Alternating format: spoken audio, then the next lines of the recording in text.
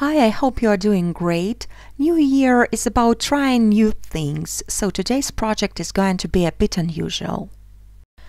Since my workspace is a total mess and one of my New Year's resolutions was to get organized, I have decided to draw myself a bunch of distress ink pad organizers. That would be sounding quite weird just some time ago, but not any longer when we have 3D pens and this new device called 3Dmate.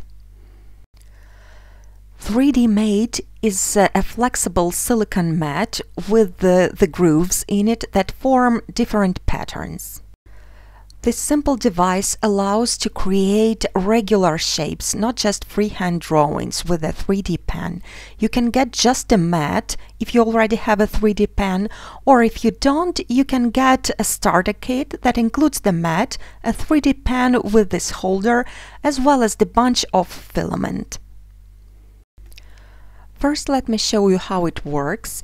I have to plug in the 3D pen, then insert the filament, wait until the pen heats up and press the feed button. Now I'm ready to get started. This is how the mat works. I'm pressing the feed button on the pen and I'm just filling in the grooves in the mat to create any shape that I want. You can go over the same area twice or more.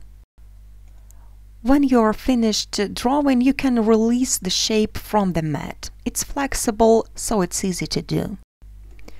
The mat is also heat resistant, so you can touch it with a pen and it will do nothing to the mat.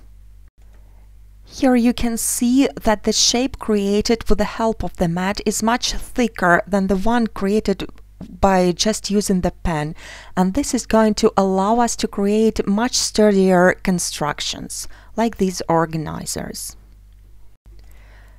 To define the size of the little shelf in the organizer, I just have to put the ink on top of the mat, and now I know that I need a rectangle that is 2.5 by 3.5 inches. This is 1/2 inch grid, so I need a rectangle that is 5 by 7 squares. First, I'm starting by drawing an outline and then I'm filling in all the grooves within this outline. In real time, this particular shape took me 2.5 minutes to create. I'm going to need 6 of these shapes. Also, I'm going to need 1 back piece and 2 side pieces. The side piece should be 5 by 10 squares. As I have just mentioned, I will need 2 of them. This is the back piece. It's 7 by 10 squares. And here are the 6 little shelves and 2 side pieces as well. You can see I'm using different colors now because I've made a few of those organizers. Now I'm going to assemble the organizer by fusing all the pieces together. I'm not releasing the back piece from the mat until I have all 6 little shelves attached to it. I'm placing each shelf at a 90-degree angle and moving the pen back and forth until it's fused to the back piece. The gap between the 2 shelves is 1 inch or 2 1/2 inch squares. So this is what the shape looks like at the moment, and now I can release it from the mat. All there is left to do now is to attach 2 side pieces. I'm making sure the edges are well aligned, and then again I'm moving the pen back and forth to fuse them into place.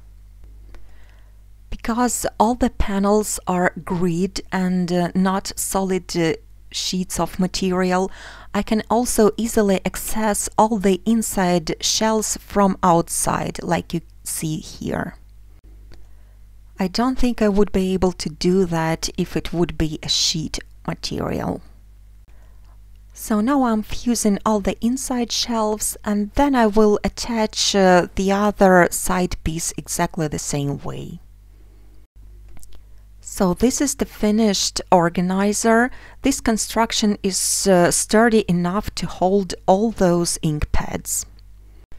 You can use it vertically on a desktop like that, or horizontally like this if you want to place it in a drawer.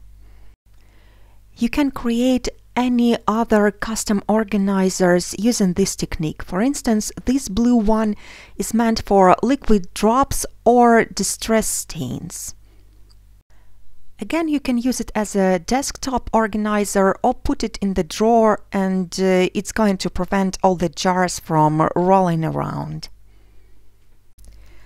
So that was the project for today. I hope I have inspired you to try some new things and new techniques this year.